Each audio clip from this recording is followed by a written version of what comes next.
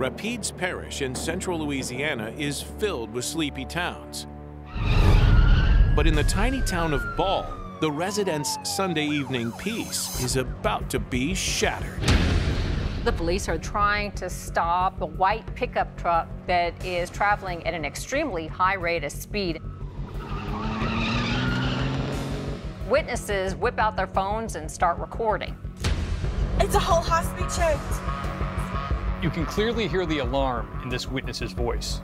This is unbelievable to her. You have a pickup truck being pursued by police officers, driving around and around an intersection in a circle like a crazy man, endangering the community. It's okay, Kirby. You can hear kids in the background of this video. It's really a bad situation. He's so erratic. I mean, he could very well head towards this woman's car and just crash into her. This is where the trajectory of the crime changes. This individual runs into the police car head-on. It's certainly gotten very serious. Even still, he doesn't stop.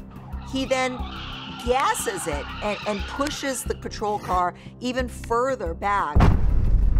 This is no longer someone trying to elude the police. What we have now is an assault with a deadly weapon. This is a felony. When you put a cop's life in danger, it's a game changer. With his weapon drawn, the officer exits the patrol car and orders the driver out of his vehicle.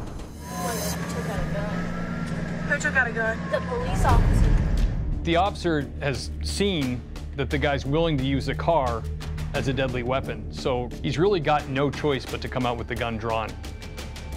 You can see this witness starting to create some distance between herself and the scene, which is smart because if officers' guns are out, bullets could fly, and you want to be far away from that. What you don't want to ever do is be in the direct line of fire when you see officers out of their vehicle with their weapons drawn. You want to get out of the area. This woman is not just flabbergasted at what she's seeing, but she's terrified that the lives of her children in the car might be at risk.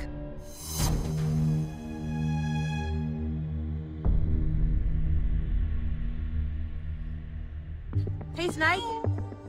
He ain't got no pants on. This witness is shocked that this gentleman is naked from the waist down. The last thing we're going to expect is that he's a naked driver. But yeah, he's a naked driver. Traffic stops are one of the most dangerous things that an officer can do because we never know who it is that we're going to encounter. And so the fact that he's naked from the waist down certainly doesn't give the officers any comfort because things could go sideways very quickly. But at least you know he's probably not armed with anything that's going to hurt you.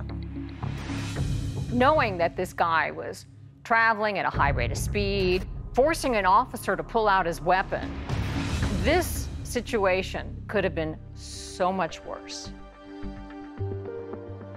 After a short struggle, the officer is able to get the guy into custody and put him in the squad car.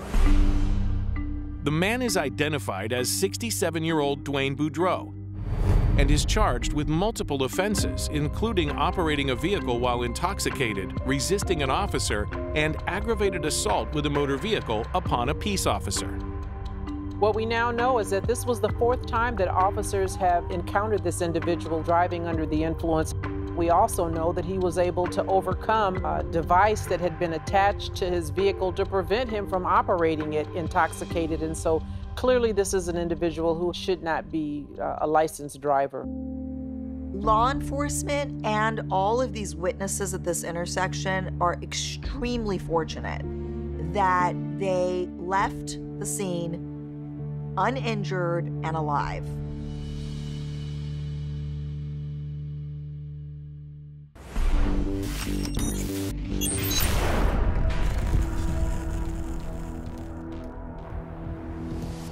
It's close to midnight in Grayson County, Texas, when emergency dispatch receives an alarming call about one of its well-known residents. Grayson County 911. Hello, I just found a guy laying in the road. Has he moved at all since you've been there? Not that I see. Are you okay? I'm spooked out. When troopers arrive at the scene, they find that a man has crashed his vehicle into the barricades of a construction zone, and he's completely naked. I want to prepare you for something. Okay. The naked man sitting on the back of the fire truck. Randy Travis. Oh, no. This is a country superstar. This is an idol. And did I mention he's naked? After being helped to his feet by the officers, the Grammy Award-winning singer attempts an escape. Hey, come back here. Mr. Travis. I'm going to have you sit back down over here, okay? Take me home. Okay, we're going to take you home. Will you? Mm-hmm. Have a seat back over here. Will you take me home? Mr. Travis, you're causing me. Take me home! Mr. Travis, I'm going to ask you to calm down, okay? This is a really odd situation. Travis is aggravated, he's not very cooperative, and he's pretty rude to the trooper. Dealing with anybody of notoriety can be difficult, especially if they're intoxicated. They might try to throw their clout around a little bit. It's not that unusual. Travis does not take a field sobriety test and refuses medical attention. He is handcuffed and placed in the front seat of a cruiser for transport to jail. Once the troopers get Mr. Travis seated in the car, they try to have a conversation with him to just check his level of intoxication. Does he know where he is? Does he know who he is? Mr. Travis, can you tell me what happened in the crash? I pray to God that he will have a cancerous growth that it affects his bones and every part of his body. Is that directed toward me, Mr. Travis? Yes, it is. Okay, tell you what. It will happen. Well, I hope not. Typically, those are prayers that God doesn't answer. He should be praying for himself.